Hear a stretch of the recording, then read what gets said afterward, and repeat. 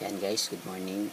Ituturo ko po sa inyo kung paano magbukas o mag-open ng BTC o ng ImGlobal account para malaman mo o makita mo kung magkano na yung income mo, ano ba yung mga kinakalta sa iyo ng ImGlobal. Yan. Una-una po, syempre, i-open mo yung account, yung ImGlobal mo. Yan. And kung mapapansin mo, nandyan yung lahat ng account mo, makikita mo sa baba. And then, unang-una, kung gusto mo makita yung mga tao na pumapasok sa iyo under ng grupo mo, pupunta ka po dun sa kulay black na arrow. And then, i-click mo yung tinatawag na genealogy. Yan. Ang genealogy po, ito po yung mga tao na pumapasok sa iyo under ng grupo mo. Medyo naglo-loading lang po. Yan. Yan. Ito pong number 1, yan yung may-ari. Number 1 si Cristina Miguel. Hindi yan po kung nasa baba, yan po yung may mga tao mo. Yung mga number. Yan. Mga tao po siya. Yan. And then, para makita mo naman, yung tinatawag natin na GC. Ano ba yung GC? Papaliwanag ko muna sa inyo. Ano ba yung GC? Ang GC po, yung tinatawag na gift check o gift certificate. Imbis na ang ibibigay po sa inyo is 1.5, is product po ang makiklaim nyo. Ngayon, titingnan natin kung ilang product na yung kay Cristina Miguel. Punta ka po dun sa gift check.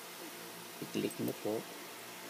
Yan, kung mapapansin po yung number 3, yung available GC redemption 3. Sabihin po, 3 product po yung kanyang makiklaim o 3 klase ng product.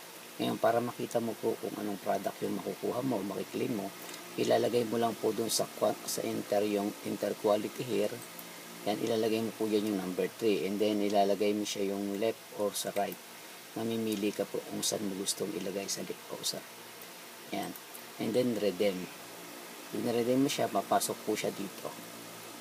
Yan, makikita mo po dyan yung product na kung anong klaseng product, makikita mo po dito.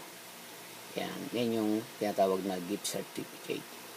And then, para makita mo naman yung binabawas sa iyo o kinakaltas ng ImGlobal o history mo, pupunta ka po doon sa transaction, open mo lang po. Yan.